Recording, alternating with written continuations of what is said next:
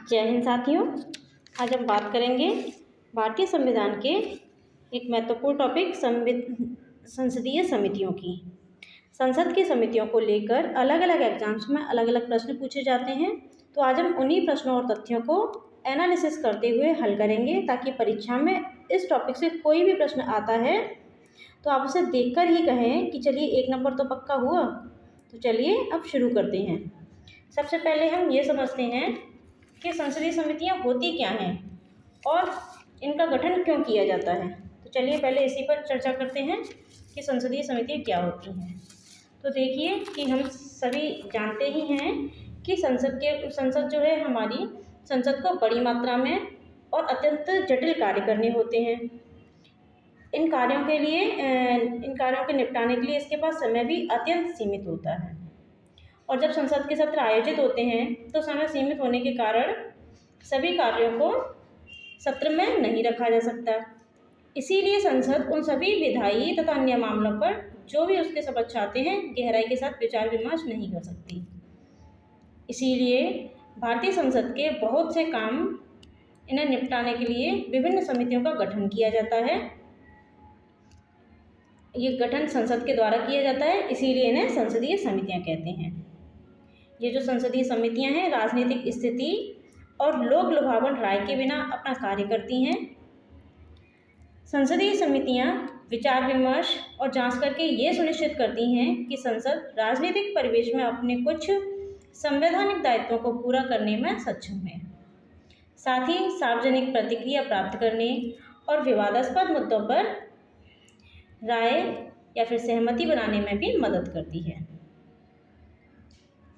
इस प्रकार आप शायद समझ गए होंगे कि संसदीय समितियां जो हैं ये वर्तमान जो संसद की व्यवस्था है इसका अपरिहार्य और एक अभिन्न अंग है। तो संसद के जितने भी काम होते हैं वो इन्हीं समितियों के माध्यम से पूरे किए जाते हैं। संसदीय समितियां एक प्रकार से लघु संसद के रूप में कार्य करती हैं। याद रखना है, लघु संसद किसे कहते हैं, तो संसदीय समितियों को ही कहा जाता है। और संसदीय समितियों का गठन संसद के द्वारा अनुच्छेद 118(1) के अंतर्गत बताया गया है। इसमें क्या होता है, लोकसभा और राज्यसभा जो है इन दोनों की जो प्रक्रिया किस प्रकार से चलेगी कुल मिला के, तो वो इसी में वर्णन किया गया है। तो इसी में ही संसद और दोनों ही सदन जो होते हैं वो संसदीय समितियों के माध्यम से अपने कार्य को संपादित करते हैं। इसीलिए इनका वर्णन कहाँ मिलता है संसदीय समितियों को, तो अनुच्छेद 118 के अंतर्गत मिलता है। आपको ये याद रखना है, 118(1) के अंतर्गत। संसदीय समितियां मैंने बता दिया, संसद के समक्ष जो भी विधेयक आते हैं उन पर सूक्ष्म और गहन जांच पड़ताल करती हैं। इस प्रकार संसद विधायी कार्यों को संपन्न करने तथा कार्यपालिका पर नियंत्रण रखने का कार्य जो है इन समितियों के माध्यम से ही करती है। तो ये तो हो गई हमारी संसदीय समितियां क्या होती है इस पर चर्चा। अब हम बात करेंगे संसद की समितियों की। तो संसद की समितियां कितने प्रकार की होती हैं और इसके अंतर्गत हम पढ़ेंगे कि इन संसदीय समितियों में इसके अध्यक्ष कौन होते हैं, इसके सदस्य कौन होते हैं, इसके कितने सदस्य होते हैं और ये किस सदन से होते हैं, इनकी अध्यक्षता कौन करता है, समिति का गठन कितने वर्ष के लिए होता है यानी कि कार्यकाल कितना होता है, और समिति का कार्य क्या है। इन सभी बिंदुओं पर हम एक एक करके चर्चा करेंगे। कोशिश करूँगी कि मेरा वीडियो अत्यंत बड़ा ना हो, क्योंकि जिस हिसाब से टॉपिक है तो वीडियो बड़ा हो सकता है, लेकिन फिर भी मैं इसको शॉर्ट में निपटाने की कोशिश करूँगी। लेकिन उन सभी तथ्यों को समाहित करूँगी जो कि हमारी परीक्षा की दृष्टि से लिए महत्वपूर्ण हो सकते हैं। तो चलिए अब हम बात करते हैं संसदीय समितियाँ कितने प्रकार की होती हैं। तो देखिए संसदीय समितियाँ 2 प्रकार की होती हैं, एक है स्थायी समितियाँ और एक होती है अस्थायी समितियाँ। स्थायी समितियाँ क्या होती हैं, नाम से ही पता चल रहा है, जैसे कि ऐसी समितियाँ जो हमेशा अस्तित्व में रहती हैं और जिनके सदस्यों का चयन हो प्रत्येक वर्ष या निर्धारित समय के अनुसार किया जाता है। यानी कि इनका जो गठन है प्रति वर्ष किया जाता है। ऐसी समितियाँ स्थायी समितियों के अंतर्गत आती हैं। ये समितियाँ जो है अनवरत रूप से कार्य करती हैं, स्थायी समितियाँ। अब बात करते हैं अस्थायी समितियों की। तो अस्थायी समितियाँ क्या होती हैं, इनका गठन जो होता है किसी विधेयक की जांच करने, किसी मामले की जांच करने के लिए किया जाता है। इसीलिए इनको अस्थायी समितियाँ कहते हैं। और इनका जो दूसरा नाम है वो भी सुन लीजिए, इसको तदर्थ समिति भी कहते हैं, तदर्थ। और एडहॉक कमेटी भी इसी को ही कहा जाता है, एडहॉक, HOC। तो ये तो हो गए हमारे बेसिक पॉइंट। अब पेपर में प्रश्न यहाँ से पूछा जाता है कि संसद की जो स्थायी समितियाँ कौन सी हैं और अस्थायी समितियाँ कौन सी हैं। 2014 में यूपीएससी में एक प्रश्न पूछा गया था कि कुछ समितियों के 4 समितियों के नाम दिए गए थे, जिसमें आपको ये बताना था कि इसमें से कौन सी स्थायी समिति नहीं है। तो इसलिए मैंने ये टेबल यहाँ पे ली है, इसको आप ध्यान से समझ लीजिएगा। इसमें कौन सी स्थायी समितियों के अंतर्गत आते हैं और कौन सी अस्थायी समितियों के अंतर्गत आते हैं, ये इसमें देखना है। स्थायी समितियों में कौन कौन से हैं, तो एक है देखिए वित्तीय समितियाँ। वित्तीय समितियों में अगर बात करें तो 3 समितियाँ आती हैं, प्राक्कलन समिति, लोक लेखा समिति और लोक उपक्रम समिति। सबसे महत्वपूर्ण समितियाँ हैं ये संसदीय समितियों के अंतर्गत, तो हम इस पर डिटेल में चर्चा करेंगे। बाकी समितियाँ भी हैं लेकिन वो हमारी परीक्षा की दृष्टि से उतनी महत्वपूर्ण नहीं है, तो हम इस पर डिटेल में डिस्कस करेंगे वित्तीय समितियों पे, इन तीनों को ही। और इन तीनों समितियों को वित्तीय समितियाँ कहा जाता है। अगली समिति हम देखेंगे विभागीय समिति। इसमें कुल 24 समिति हैं, याद रखना है आपको, कुल 24 समिति होती हैं इसमें। फिर हम देखेंगे जांच समिति। जांच समिति के अंतर्गत 2 समिति हैं, विशेषाधिकार और याचिका समिति। फिर हम देखेंगे सदन की समितियाँ, जिसके अंतर्गत 4 आते हैं, और ये 4 हैं ये वाले, नियम की समिति। फिर संसद में अनुपस्थित रहने वाले सदस्यों संबंधी समिति, कार्य मंत्रणा समिति और गैर सरकारी सदस्यों के विधेयकों तथा संकल्पों संबंधी समिति। इसके बाद देखेंगे छानबीन समिति। इसको अन्वेषण समिति के नाम से भी जाना जाता है। अन्वेषण समिति, संवीक्षण समिति, ये इसी के ही नाम है, छानबीन समिति के। देखिए इसको संवीक्षण भी कहते हैं, संवीक्षण, और इसी को ही अन्वेषण भी कहा जाता है, अन्वेषण समिति। तो ये तो हो गए इसके नाम। अब एक समिति बची इसमें, वो है सेवा समिति। सेवा समिति इसमें ये दिए हुए इनके नाम, इनको भी देख लीजिए। ये चारों इसमें आते हैं, आवास समिति, वेतन भत्ता संबंधी समिति, ग्रंथालय समिति और सामान्य प्रयोजन समिति। इन पर प्रश्न नहीं पूछे जाते हैं, बस आपको याद रखना सेवा के अंतर्गत इनके सांसदों को जो जो सेवाएं मिलती हैं, सुविधाएं मिलती हैं, जैसे कि आवास संबंधी सुविधा, वेतन भत्ते संबंधी, ग्रंथालय संबंधी और सामान्य प्रयोजन संबंधी, तो ये सेवा समितियों के अंतर्गत आते हैं। अब बात करते हैं इस एक मिनट, छानबीन समितियों में बताना रह गया। छानबीन में देखिए सरकारी आश्वासन समिति, दूसरा है अनुसूचित जातियों तथा जनजातियों संबंधी समिति। इससे पेपर में प्रश्न पहले पूछा गया, यानी कि इस पर भी हम थोड़ा डिस्कस करेंगे। और फिर है अधीनस्थ विधान पर प्रत्यायोजित विधान संबंधी समिति, और लास्ट है पत्र संबंधी समिति। इसमें भी 4 हैं। अब है अस्थायी समितियाँ। अस्थायी समितियाँ हम समझ चुके हैं कि इनका प्रयोजन, इनका जो गठन है विशेष प्रयोजन के लिए ही किया जाता है, विशेष प्रावधान के आधार पर इनका गठन होता है, और जब इनका जो उद्देश्य पूर्ण हो जाता है तब इनको समाप्त कर दिया जाता है, यानी कि इनका कार्यकाल निश्चित नहीं होता है। ये सिर्फ और सिर्फ विशेष उद्देश्य के लिए बनाई जाती हैं, और उद्देश्य पूरा होने पर इनका कार्यकाल समाप्त होता है। तो इतना ही इसमें ध्यान रखना है। इसमें 2 समितियाँ होती हैं, एक तो है प्रवर समिति या फिर संयुक्त प्रवर समिति और संयुक्त प्रवर समिति, और दूसरी है किसी विशिष्ट मामले की जांच संबंधी समिति। हम बाद में इन पर डिस्कस करेंगे डिटेल में, अभी फ़िलहाल इतना ही याद रखिए। तो ये तो हमने देख ली संसदीय समितियाँ, जिसमें स्थायी कौन सी है और अस्थायी कौन सी है, इसको आप नोट कर लीजिएगा। स्थायी के अंतर्गत जो लिखाई है मैंने, अस्थायी के अंतर्गत जो लिखाई हैं। अगर पेपर में आ जाए, मान के चलिए प्राक्कलन समिति, लोक लेखा समिति, लोक उपक्रम समिति और प्रवर समिति, इसमें बताइए कौन सी स्थायी समितियाँ नहीं हैं, तो आप किस पर टिक करेंगे? प्रवर समिति पे। तो इसी तरीके से पेपर में प्रश्न पहले पूछा गया है, इसलिए इसको याद रखना है। अब हम आगे बढ़ते हैं कि किस तरीके से हमारे पेपर में इसमें प्रश्न आ सकता है। तो अब देखिए यहाँ पे मैंने एक टेबल फॉर्म में इनको नोट किया हुआ है, तो इसी तरीके से आपको ये याद रखनी है ताकि आप इसको अच्छे से समझ पाएंगे। जिसमें हम किस किस पर चर्चा करेंगे, सबसे पहले नाम दिए गए हैं, एक यानी कि श्रेणी बनाई हुई है यहाँ पे। फिर इसके बाद समिति का नाम लिखा है, इसमें कौन कौन सी समितियाँ आती हैं। फिर इस पर सदस्य संख्या दी हुई है, सदस्यों का निर्वाचन कैसे होता है ये बताया गया, और कार्य क्या क्या होते हैं इनके। और इसमें हम ये भी समझेंगे कि किस सदन से कितने सदस्य होते हैं, अध्यक्ष और सदस्य कौन कौन होते हैं। तो चलिए इसी के साथ इनको भी देख लेते हैं। पहली समिति है वित्तीय समितियाँ।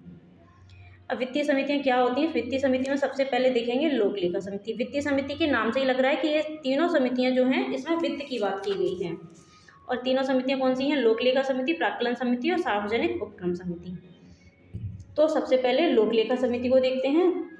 लोक लेखा समिति क्या है?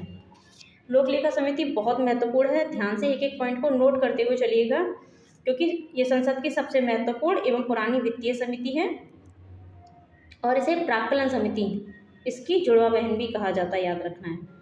प्राक्कलन समिति की इसे जुड़वा बहन कहा जाता है। इसका जो राजनीतिक जीवन में जो उद्भव हुआ था, इसका बेलवी आयोग की सिफारिशों के आधार पर हुआ था। बेलवी आयोग आया था सन 1896 में, उसकी सिफारिश पे इसका उद्भव हुआ था। अगर बात करें इसके गठन की, तो इसका गठन सबसे पहले सन 1921 में किया गया था। याद रखना है, ये स्वतंत्रता से पहले की समिति है, इसीलिए इसको सबसे पुरानी समिति भी कहा जाता है। तो क्या याद रखना है इसमें आपको कि सबसे पुरानी समिति कौन सी है? तो लोक लेखा समिति है। गठन इसका सबसे पहली बार कब हुआ? तो वर्ष 1921 में हुआ था इसका गठन। और ये इसका प्रावधान कहाँ से आया? तो प्रावधान इसका 1919 में जो मॉन्टेग्यू चेम्सफोर्ड सुधार आया था, वहाँ से इसका प्रावधान निकल के आया। ये सारी बातें आपको नोट करनी है। यहाँ से गठन है और यहाँ से इसका प्रावधान है। और सिफारिश की बात करें तो मैंने बताया था 1896 का बेलवी आयोग था, तब इसकी सिफारिश की गई थी समितियों को गठन करने की। अब बात करते हैं कि जब ये हमारा संविधान लागू हुआ तो भी इस समिति को हमने अपने संविधान में रखा, और जब नवनिर्वाचित जो हमारी संसद सरकार बनी, उसके बाद इसका कार्यकाल जो है शुरू हो गया फिर से। अब बात करें इसमें कुल कितने सदस्य होते हैं, तो इसमें देखिए कुल 22 सदस्य होते हैं। अब सारी बातें नोट करते, इसमें कुल 22 सदस्य होते हैं, जिसमें से 15 जो सदस्य होते हैं वो लोकसभा से होते हैं और 7 सदस्य होते हैं वो राज्यसभा से होते हैं। यानी कि इसमें अनुपात जो होता है वो होता है 2:1। पेपर में प्रश्न ऐसे पूछा गया है कि बताइए लोक लेखा समिति में सदस्यों का अनुपात होता है दोनों सदनों से, वो कितना होता है? तो आपको 2:1 पे टिक करना है। ऐसे ही यूपीएससी में एक बार प्रश्न पूछा गया था, इसलिए इसको याद रखिएगा। इस समिति का कार्यकाल जो होता है वो 1 वर्ष के लिए किया जाता है। 1 वर्ष के लिए इसका गठन किया जाता है। फिर इस समिति में किसी भी मंत्री को शामिल नहीं किया जाता है, ये बात आपको याद रखनी है। कोई भी मंत्री, यानी कि सरकार जो है अस्तित्व में, उसका कोई भी मंत्री जो होगा वो समिति का सदस्य नहीं बन सकता। ऐसा हम बताएंगे क्यों है। अगला पॉइंट आपको नोट करना है, इसमें जो अध्यक्ष होता है वो विपक्ष का नेता होता है। हमेशा विपक्ष के सदस्य को ही इसका अध्यक्ष बनाया जाता है। और ये परंपरा कब से शुरू हुई हमारे देश में? तो ये वर्ष 1967 में स्थापित हुई है। इससे पहले ऐसा नियम नहीं था हमारे देश में। संविधान में ये नियम वर्ष 1967 से पूछा जाता है पेपर में, कब से शुरू हुआ? तो 1967 से क्या कहा गया कि इसका जो अध्यक्ष होगा वो कौन होगा? विपक्ष का नेता, हमेशा विपक्ष का नेता होगा। 1967 से ऐसा कहा गया था। और बात करें कि ऐसा क्यों होता है, तो अभी इसको भी हम डिस्कस कर लेंगे जब हम ये भी इसके कार्यों के बारे में बात करेंगे। तो और अभी इसके अध्यक्ष कौन है, पहले ये सुन लीजिए। इसके अध्यक्ष हैं अभी वर्तमान में अधीर रंजन चौधरी। इनका नाम भी याद रखना, क्योंकि वर्तमान अध्यक्ष कौन है इस तरीके से भी प्रश्न पूछे जाते हैं। तो वर्तमान में इसके अध्यक्ष हैं अधीर रंजन चौधरी, जो कि कांग्रेस पार्टी के हैं। अब इसके कार्यों पर चर्चा करते हैं, इसके कार्य क्या क्या होते हैं। तो इसके कार्य क्या हैं, ध्यान से सुनिएगा।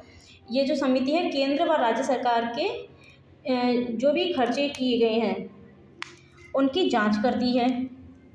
साथ ही साथ ये कैग जो होता है, जिसे नियंत्रक एवं महालेखा परीक्षक कहते हैं, तो वो जो अपनी रिपोर्ट राष्ट्रपति को देते हैं, उसके बाद वो रिपोर्ट सदन में जब पेश होती है, संसद के सदन में, तो उन रिपोर्ट्स पे प्रतिवेदन जो उन्होंने जो रिपोर्ट्स दी हैं उनकी जांच भी यही समिति करती है। यानी कि कैग की संसद में रखी रिपोर्ट की जांच भी कौन करता है? लोक लेखा समिति करते हैं।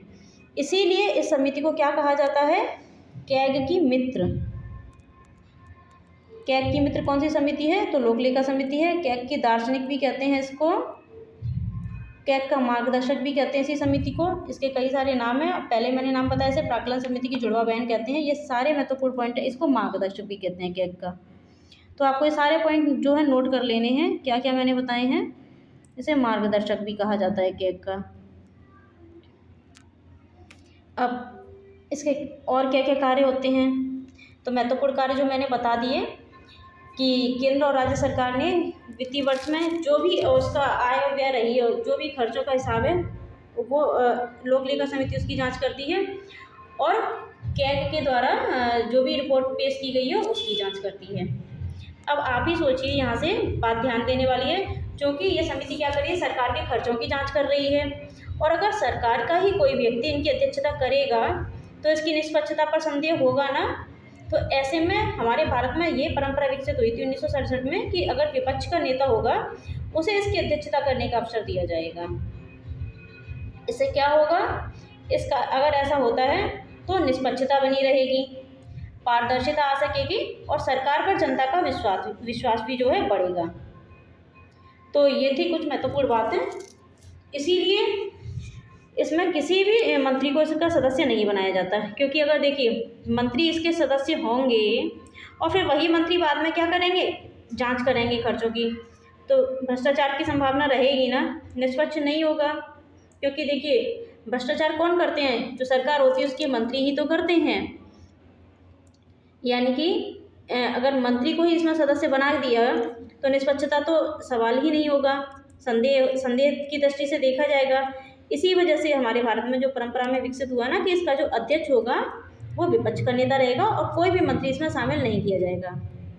अब मुझे लगता है कि आप इससे संबंधित सभी महत्वपूर्ण बातों को समझ गए होंगे। एक बार शॉर्ट में फिर से इनको डिस्कस कर लेते हैं, डिस्कस नहीं, इनको रिमाइंड कर लेते हैं जल्दी जल्दी से। लोक लेखा समिति सबसे पुरानी समिति है। गठन इसका सबसे पहले 1921 में किया गया था। 1919 में इसका प्रावधान आया था।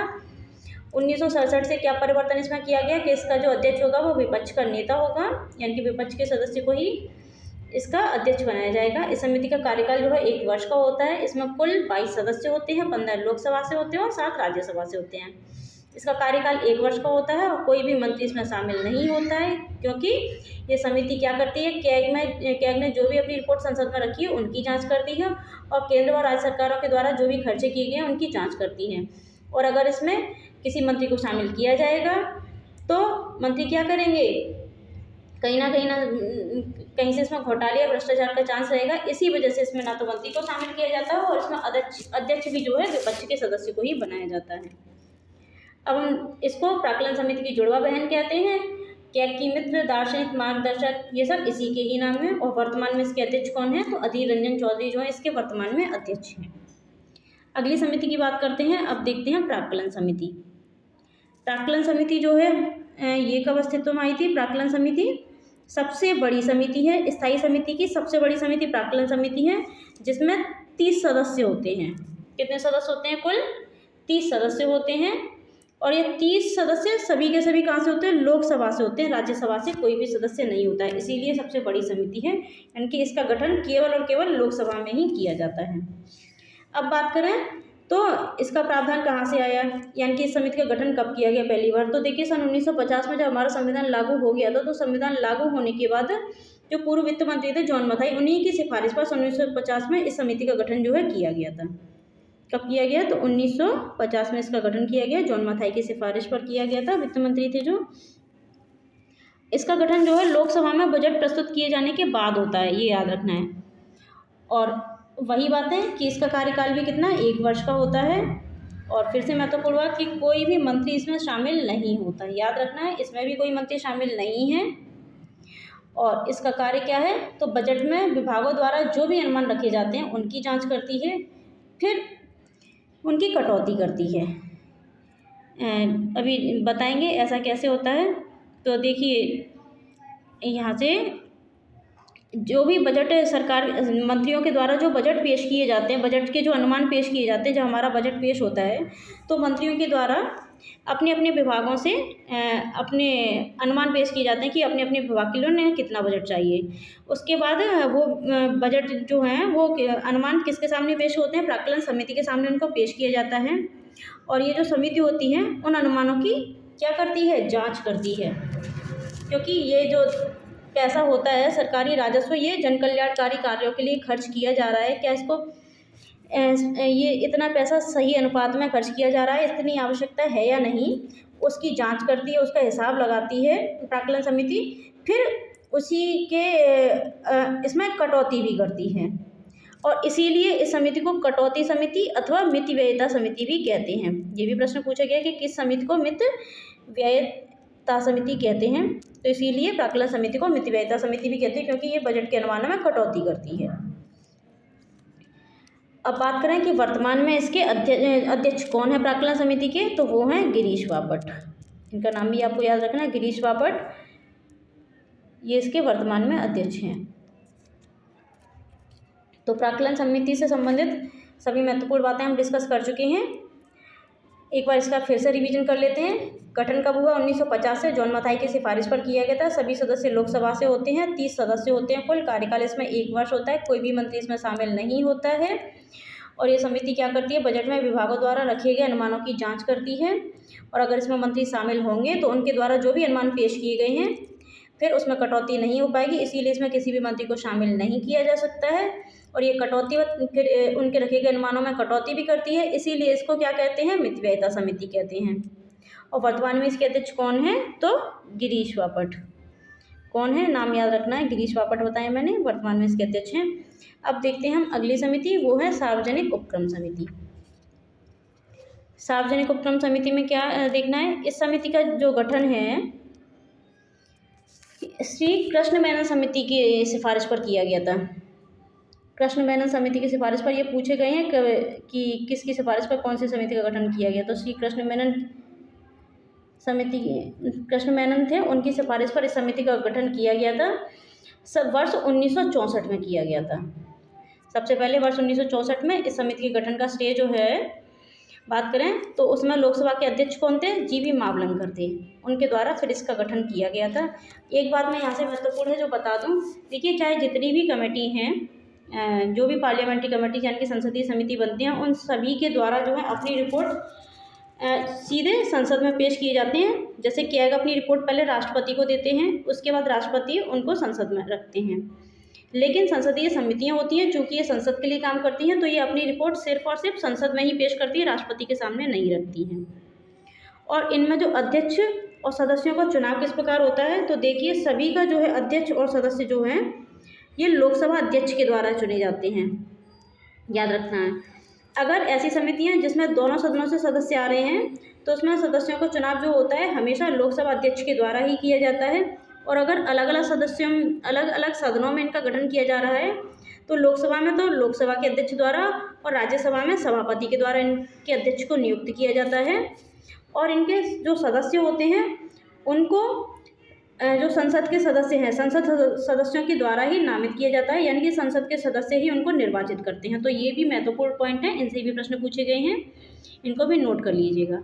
अब हम फिर से आते हैं अपनी सरकारी उपक्रम समिति पर। तो कृष्ण मेनन समिति की सिफारिश पर बनाई गई थी वर्ष 1964 में पहली बार। तब इसके अध्यक्ष कौन थे? लोकसभा अध्यक्ष थे तब उस समय जीवी मावलंकर, तो उन्हीं के समय समिति बनी थी। इसमें भी देखिए 22 सदस्य होते हैं, याद रखना 22 सदस्य, यानी कि जैसे लोक लेखा समिति में थे 15 और 7 का अनुपात था, ऐसे ही इसमें भी जो है लोकसभा के 15 होते हैं, गलत लिखा हुआ है इसमें लोकसभा के 15 सदस्य होते हैं और राज्यसभा के इसमें 7 होते हैं। कुल हो गए 22 लोकसभा और राज्यसभा, याद रखनी है आपको। और समिति का कार्यकाल 1 वर्ष के लिए होता है। इस समिति में भी किसी भी मंत्री को सदस्य नहीं बनाया जाता है। यदि कोई मंत्री सदस्य बन जाता है तो वह समिति का सदस्य नहीं रह जाता। ये इसकी महत्वपूर्ण बात थी। अब इसका कार्य क्या है? तो ये समिति जो है कैग के द्वारा जो भी लोक उद्यम यानी कि पब्लिक एंटरप्राइजेज जो भी हैं, सार्वजनिक उपक्रम यानी कि उनके मामलों की जांच जो है उसने संसद में रखी है, उसकी जांच की जाती है। यानी कि अंतर समझिएगा, लोक लेखा समिति क्या काम कर रही थी? वो सरकार के द्वारा जो खर्चे किए गए हैं उनकी जांच करती है, कैग की रिपोर्ट और कैग की जो रिपोर्ट होती है उनकी जांच करती है। लेकिन ये लोक उपक्रम समिति इसको लोकोपक्रम समिति भी कहते हैं। पब्लिक एंटरप्राइजेस कमेटी ये क्या करती है कि मतलब जो सार्वजनिक उपक्रम है यानी कि लोक उद्यम के मामले हैं उनकी जांच जो क्या रखता है संसद में, उनकी जांच करती है। यानी कि इसमें उद्योग आ जाते हैं, जैसे कि एयर इंडिया था, LIC था, जो भी सार्वजनिक उपक्रम है उनकी जो जांच कैग के द्वारा की जाती है। तो कैग की जो रिपोर्ट आती है उनकी जाँच ये वाली समिति करती है। इसका जो अध्यक्ष होता है वो सत्ता से भी हो सकता है, सत्ता पक्ष का भी हो सकता है और ये विपक्ष का भी हो सकता है। ये बात महत्वपूर्ण है, याद रखिए। इसके यानी कि इसके जो अध्यक्ष होते हैं वो सत्ता पक्ष और विपक्ष दोनों के ही हो सकते हैं। वर्तमान में कौन है? तो ये है मीनाक्षी लेखी। लोक उपक्रम समिति के अध्यक्ष कौन है? मीनाक्षी लेखी। ये सारे पॉइंट आपको लिखने हैं, याद रख लीजिएगा। अब इसको भी फिर से जल्दी जल्दी रिवीजन कर लेते हैं। लोक उपक्रम समिति क्या है? तो देखिए, इसका गठन 1964 में कृष्ण मेनन समिति की सिफारिश पर हुआ। इसमें कुल 22 सदस्य होते हैं, 15 लोकसभा से और 7 राज्यसभा से, कुल हो गए इसमें 22 सदस्य। कार्यकाल इसका 1 वर्ष का होता है। कोई भी मंत्री इसमें शामिल नहीं किया जाता है। इसका कार्य क्या होता है कि कैग के द्वारा लोकोद्यमों के मामलों की जाँच जो संसद में रखी गई है उसकी रिपोर्ट पर ही जाँच करती है ये। इसका जो अध्यक्ष होता है सत्ता या विपक्ष किसी भी इस तरफ से हो सकते हैं। वर्तमान में इसके अध्यक्ष कौन है? मीनाक्षी लेखी हैं। अब आगे डिस्कस करते हैं। अगली समिति है विषयगत समितियां, यानी विषयगत समिति जिसको विभागीय समिति भी कहते हैं। वो मैंने देखिए इस वाले पिक में नहीं ली हैं क्योंकि वो अलग अलग विभाग की होती है, तो इस पिक के अकॉर्डिंग करते तो काफ़ी बड़ा हो जाता। तो उनको केवल उनसे जो प्रश्न पूछा था उसी के अकॉर्डिंग इसको समझ लीजिए केवल। तो विभागीय समितियाँ क्या हैं, ध्यान से सुनिएगा। 1993 से ये वर्ष 1989 में सबसे पहले लोकसभा की एक नियम समिति, जैसे कि इसमें दी हुई है, ये लोकसभा की नियम समिति होती है। तो लोकसभा की जो नियम समिति थी उसने वर्ष 1989 में विभागीय समितियों की स्थापना की सिफारिश की थी। इस सिफारिश के परिणामस्वरूप 3 विषयगत समितियां कौन कौन सी थी? कृषि समिति, पर्यावरण एवं वन समिति और विज्ञान एवं प्रौद्योगिकी समिति की स्थापना की गई थी। नियम समिति ने वर्ष 1991 में फिर से सिफारिश की कि सरकार सभी विभागों के लिए अलग अलग विभागीय समितियों की स्थापना करे। तो इसी के अनुसरण में क्या किया गया? 17 स्थायी समितियां जो हैं संसद में गठित की गई, जो कि वर्ष 1993 से काम भी करने लगी अपने अपने। वर्ष 1993 से नई समिति प्रणाली का प्रारंभ हुआ, यानी कि सभी विभागों के लिए अलग अलग समितियां बनी। तो वर्ष 1993 से क्या हुआ? जो नई समिति प्रणाली प्रारंभ हुई थी, ये प्रश्न पूछा गया है कि नई समिति प्रणाली का प्रारंभ किस वर्ष से हुआ? तो 1993 आपको लिखना है। जुलाई 2004 में क्या हुआ कि स्थायी संसदीय समितियों की जो संख्या है वो 17 से बढ़ाकर कर दी गई 24। तो यानी कि देखिए, पहले थे 3 से कर दी 17 से कर दी 24। और कैसे कैसे हुई हैं? 3 थी, ये कब थी? 1989 में, 1989 में। और 17 कब हुई? 1991 में, 1991 में। और ये 24 कब हुई है? सन 2004 में। तो इनकी सन भी आपको याद रखनी है। अब 2004 में इनकी संख्या 17 से 24 हो गई। तो इसमें जो 16 समितियां थी वो तो लोकसभा की बनी और 8 समितियां इसमें से राज्यसभा की बनाई गई। इस समिति में कुल 31 सदस्य होते हैं। विभागीय समितियों में याद रखना है, विभागीय समितियों में कितने सदस्य होते हैं? कुल 31 सदस्य होते हैं। और अगर इसमें 2:1 निकालेंगे, हमेशा दोनों सदनों से जब सदस्य लिए जाते हैं तो अनुपात हमेशा 2:1 का ही होता है। तो क्या निकल के आएगा? 21 और 10 का निकलेगा ना, यानी कि ये हो गए लोकसभा से और ये हो गए राज्यसभा से। इस तरीके से इसमें सदस्य लिए जाते हैं। तो 24 समिति में से 8 जो अध्यक्ष होते हैं वो लोकसभा से होते हैं और 8 अध्यक्ष होते हैं, वो 16 अध्यक्ष लोकसभा से होते हैं। जो 24 विभागीय समितियां बनी हैं, 24 में से 16 जो हो गई, ये हो गई लोकसभा से अध्यक्ष और 8 जो हो गए वो राज्यसभा से अध्यक्ष बनते हैं। ये आपको याद रखना है क्योंकि ये सभी पॉइंट मैं वही बता रही हूँ जो पेपर में पूछे गए हैं। बात करें अगर इनके कार्य की, तो ये समितियाँ क्या करती हैं? उनके अलग अलग विभागों में जो भी विधेयक आते हैं उनकी पेश होते हैं, उनकी जांच करती हैं। साथ ही बजट में विभागों द्वारा जो भी मांगें रखी जाती हैं उनकी जांच करती हैं। विभागीय समितियों से महत्वपूर्ण बातें नोट कर ली होंगी आपने। अब हम अगली पॉइंट पर बढ़ते हैं ये हैं सदन की समितियाँ। देखिए जो महत्वपूर्ण समितियाँ थी उनको हम डिस्कस कर चुके हैं। अब ये जो समितियाँ बची हैं इनको हम शॉर्ट में डिस्कस करते हुए आगे बढ़ेंगे, क्योंकि ये हमारे पेपर के लिए उतनी महत्वपूर्ण नहीं होती हैं। अब जैसे सदन की समितियां हैं, तो पहली इसमें समिति है कार्य मंत्रणा समिति। ये महत्वपूर्ण है क्योंकि ये जो समिति होती है ये दोनों सदनों में अलग अलग इनका गठन किया जाता है। लोकसभा में अलग इसका गठन होता है और राज्यसभा में इसका गठन अलग होता है। जब इसका गठन जो होता है लोकसभा में होता है तो इसमें 15 सदस्य होते हैं, जबकि राज्य में होता है इसका गठन तो इसमें 11 सदस्य होते हैं। लोकसभा में इसका गठन जो है लोकसभा अध्यक्ष के द्वारा किया जाएगा, जबकि राज्यसभा में इसका गठन होगा वो सभापति के द्वारा किया जाएगा। सदस्य संख्या याद रखनी है, लोकसभा में 15 और राज्यसभा में 11 होते हैं। लोकसभा अध्यक्ष या फिर सभापति इसके पदेन अध्यक्ष होते हैं और ये क्या करते हैं, कार्य मंत्रणा के नाम से ही लग रहा होगा, यानी कि विधेयक जो भी हैं उन विधेयक के जो भी विषय हैं वो सदन की कार्यवाही में किस प्रकार से संचालित होंगे उनके लिए समय निर्धारित करती है। साथ ही सदन की कार्यवाहियों के लिए विचार विमर्श बनाती है। तो सदन की कार्यवाहियों के लिए किस प्रकार से समय निर्धारित किया जाएगा इसका वर्णन कार्य मंत्रणा समिति में किया गया है। याद रखना, ये पेपर में पूछी जाती है। इसमें ये पॉइंट बहुत महत्वपूर्ण है, इसको याद रखना है। फिर है नियम समिति। तो इसमें लोकसभा के 15 और राज्यसभा के भी 15 सदस्य होते हैं। नियम समिति है तो नियम से लग रहा है कि क्या करेगी, ये नियम बनाएगी। तो संसदीय कार्यवाही और नामित लोकसभा अध्यक्ष की प्रक्रिया पर विचार करती है। अगला देखते हैं हम गैर संसद सदस्य विधेयक तथा संकल्प समिति। कौन सा? गैर संसद सदस्य विधेयक तथा संकल्प समिति। तो इसमें कुल कितने सदस्य होते हैं? 15 सदस्यों से समिति बनती है। कितने सदस्य? 15 सदस्यों से बनती है समिति। और जो उपाध्यक्ष होते हैं लोकसभा के उपाध्यक्ष, वो इसके समिति के अध्यक्ष होते हैं। ये महत्वपूर्ण है क्योंकि इसमें थोड़ा सा अलग है। गैर सरकारी सदस्यों के विधेयक तथा संकल्प संबंधी समिति में 15 सदस्य हैं। लोकसभा का उपाध्यक्ष इस समिति का अध्यक्ष होता है।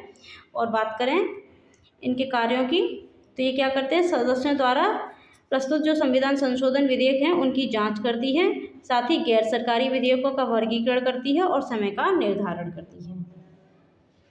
यानी कि लोकसभा में जो गैर सरकारी विधेयक और संकल्प हैं उन पर विचार विमर्श करने के लिए क्या समय होगा, ये निर्धारण यही समिति करती है। अब अगली देखते हैं अनुपस्थित सदस्यों की जांच समिति। अनुपस्थित सदस्यों, कौन से अनुपस्थित सदस्य होंगे? तो देखिए संविधान का अनुच्छेद 104 है जिसमें ये प्रावधान किया गया है कि यदि संसद के किसी भी सदन का कोई सदस्य, ध्यान से सुनिएगा क्योंकि ये पॉइंट दूसरे तरीके से भी पूछे जाते हैं पेपर में, कि संसद के जो है कोई भी सदस्य होता है अगर वो 60 दिन तक बिना सूचना के अनुपस्थित रहता है तो उसकी जितनी भी बैठकें हुई अगर वो सभी में अनुपस्थित रहता है तो सदन उसके स्थान को रिक्त घोषित कर देगा। राज्यसभा में तो ये कार्य स्वयं किया जाता है, किंतु लोकसभा में क्या होता है, इसके लिए समिति गठित की जाती है। इसको कहते हैं अनुपस्थित सदस्यों की जांच समिति। लोकसभा से 15 और 10 इसमें राज्यसभा से होते हैं। राज्यसभा में इसका सदन स्वयं विचार करता है, जैसे मैं बता रही हूँ राज्यसभा में स्वयं विचार होता है, जबकि लोकसभा में इसके लिए क्या एक अलग से समिति गठित की जाती है। इसमें कुल कितने सदस्य होते हैं? तो 15 लोकसभा से होते हैं और 10 जो हैं किससे होते हैं, वो होते हैं राज्यसभा से होते हैं। और अध्यक्ष 1 वर्ष के लिए मनोनीत किए जाएंगे। तो ये इसकी महत्वपूर्ण बातें हो गई। अनुच्छेद याद रखना है आपको। इसमें कौन सा अनुच्छेद बताया था मैंने? अनुच्छेद 101 बताया है। मैंने शायद 104 बोल दिया था, अगर 104 बोला तो माफ़ कीजिएगा। इसमें अनुच्छेद 101 है।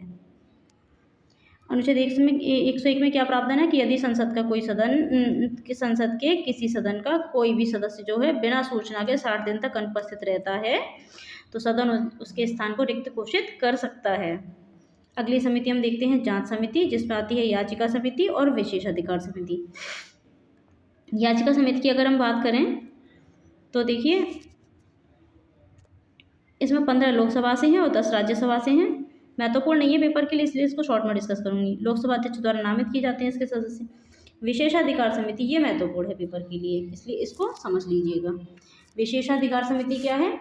तो संसद के दोनों सदनों में इस समिति का गठन अलग अलग किया जाता है, याद रखना है। लोकसभा में इसमें 15 और सदस्य, जबकि राज्यसभा में इसमें 10 सदस्य होते हैं। लोकसभा अध्यक्ष द्वारा नियुक्त किए जाते हैं। इस समिति का कार्य क्या है? तो इस समिति का कार्य सदन और इसके सदस्यों के विशेषाधिकारों की रक्षा करना है। यानी कि जो संसद के जो सदस्य हैं उनके विशेषाधिकार जो हैं अनुच्छेद 105 में दिए गए हैं।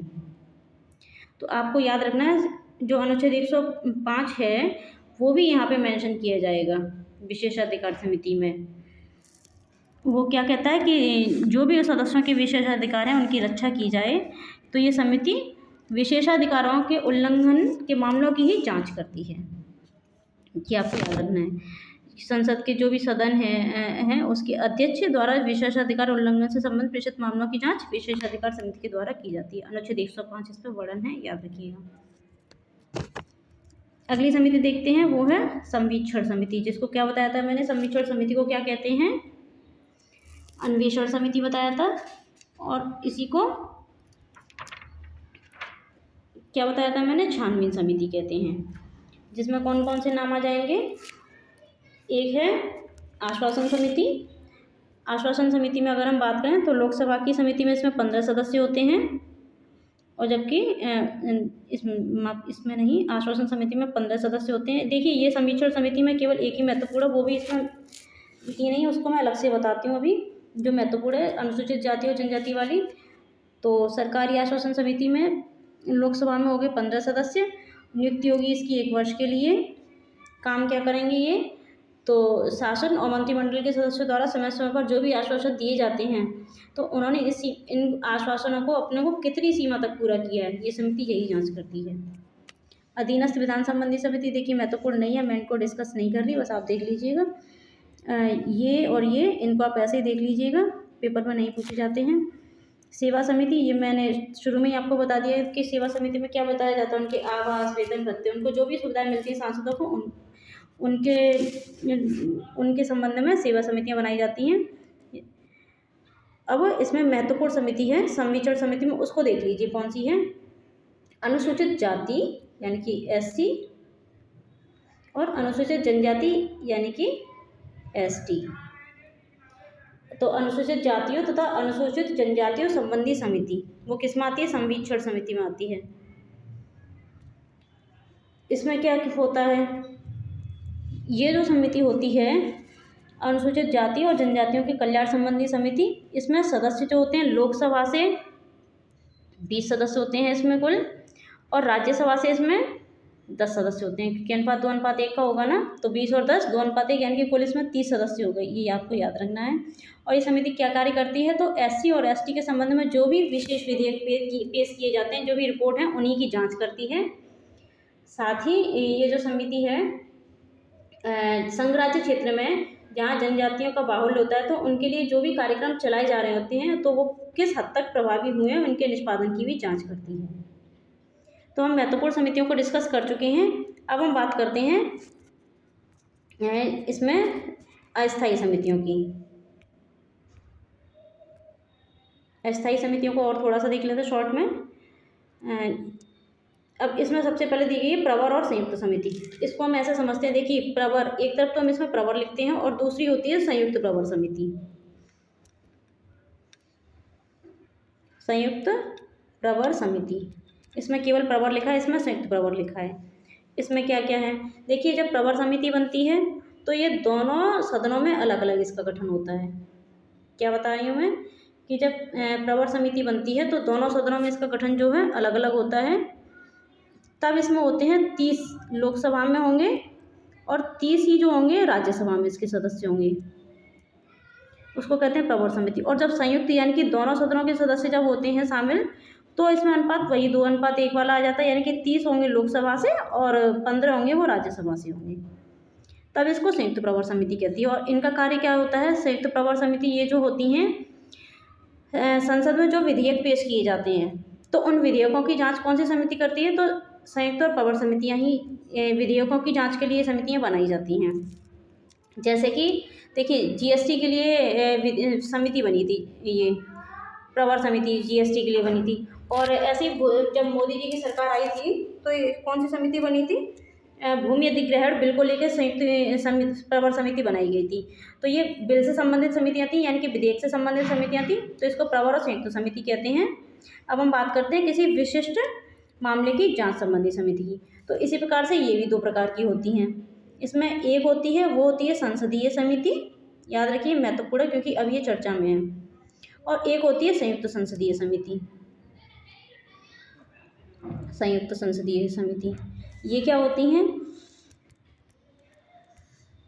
तो जैसे अभी मैंने बताया था, संसदीय समिति अगर ये दोनों सदनों में अलग अलग बनती है तो इसमें भी 30 और 30 सदस्य होते हैं, 30 लोकसभा में, 30 राज्यसभा में। और अगर संयुक्त रूप से इनका गठन किया जाता है, दोनों सदनों के सदस्य होते हैं, तो 2:1 में, यानी कि 30 लोकसभा से और 15 जो होते हैं वो राज्यसभा से सदस्य होते हैं। और ये क्यों गठन किया जाता है? तो इन समितियों का जो गठन होता है वो संसद सदस्यों की मांग पर किया जाता है। इनका गठन किसी विशिष्ट मामले की जांच के लिए, याद रखना, ये विशिष्ट मामले की जांच के लिए गठित की जाती है, जबकि प्रवर समितियाँ थी वो विधेयकों की जांच के लिए गठित की जाती थी। तो संसद सदस्यों की मांग के लिए मांग पर ही विशिष्ट मामलों की जाँच करती हैं ये वाली समितियाँ। उस पर फिर अपनी रिपोर्ट देती हैं। दोनों सदनों में अलग अलग रूप से समितियों का गठन अध्यक्ष या सभापति के द्वारा किया जा सकता है। इसमें बात करें तो देखिए, अभी जैसे कि संयुक्त प्रवर, जैसे सबसे पहले वर्ष 1987 में बोफोर्स तोप घोटाला काफ़ी चर्चा में रहा था। बोफोर्स तोप को लेके क्वेश्चन में पूछा गया था कि सबसे पहले संयुक्त संसदीय समिति का गठन कब किया गया, तो बोफोर्स तोप को लेके सन 1987 में किया गया था, बोफोर्स तोप घोटाला। और ऐसे ही देखिए राफेल डील जो हुई थी, अभी राफेल डील के चक्कर में भी मोदी सरकार में इसके मामले, राफेल डील जो विवाद हुआ था, जिसमें कहा गया था कि कांग्रेस सरकार ने जब डील की थी तो राफेल जो 136 थे, लेकिन बाद में जो है केवल 36 को ही खरीदा गया, ऐसा किया गया। तो इस वजह से इस मामले की जांच के लिए भी राफेल डील को लेकर भी संयुक्त समिति का भी गठन किया गया था। और अभी हाल ही में ये विवादों में है संयुक्त संसदीय समिति, विवादों में नहीं है, मतलब इसकी मांग फिर से की गई है संयुक्त संसदीय समिति की, क्योंकि देखिए अभी हिंडनबर्ग की एक रिपोर्ट आई थी, हिंडनबर्ग की रिपोर्ट आई थी, जिसमें अडानी समूह जो है उसमें बताया गया कि अडानी समूह की प्रॉपर्टी जो है वो आधे से भी कम होगी, उसके शेयर में लगातार गिरावट हो रही है। तो ऐसा कैसे हो गया? क्योंकि अडानी जो है एशिया के सबसे अमीर व्यक्ति माने जा रहे थे, अचानक से इनके शेयर कैसे गिर गए? तो इसकी जांच करने के लिए जो विपक्ष हैं, तो लगभग 17 विपक्षों ने यस कर दी थी कि संयुक्त समिति का गठन किया जाए, लेकिन जो सरकार है वो उसने उनकी बात को स्वीकार नहीं किया और संयुक्त संसदीय समिति का गठन नहीं किया। तो अब आप समझ गए होंगे, मुझे लगता है, कि प्रवर समितियाँ कब गठन की जाती हैं और जो संसदीय समितियाँ या संयुक्त संसदीय समितियाँ कब इनका गठन किया जाता है। विधेयकों की जांच के लिए ये होती है विधेयकों की जांच से संबंधित, और ये होती है किसी विशिष्ट मामले की जांच से संबंधित। इसको एडॉक कमेटी या तदर्थ समिति भी कहते हैं, क्योंकि विशेष उद्देश्य के लिए गठित होती हैं और कार्यकाल इनका कितना होता है, तो जब ये उद्देश्य पूरा हो जाता है तो ये समाप्त कर दी जाती हैं। इसमें मुझे लगता है कि अब जो भी महत्वपूर्ण पॉइंट हो सकते थे इस टॉपिक से लेकर मैंने आप सभी को बता दिए हैं। आप इसे नोट्स बना लीजिएगा, ताकि अगर परीक्षा में प्रश्न आए तो आप उसे सही से हल कर पाएँ। चलिए, अपना ध्यान रखिएगा, अपनी पढ़ाई करते रहिए, क्योंकि परीक्षा के लिए लगभग देखा जाए तो 20-22 दिन ही शेष बचे हैं। इसलिए अच्छे से अपनी पढ़ाई करते रहिए, अपनी तैयारी को मस्त रखिए। हर दिन आप ये महसूस करें कि हमारी जो तैयारी है पिछले से बेहतर ही हुई है।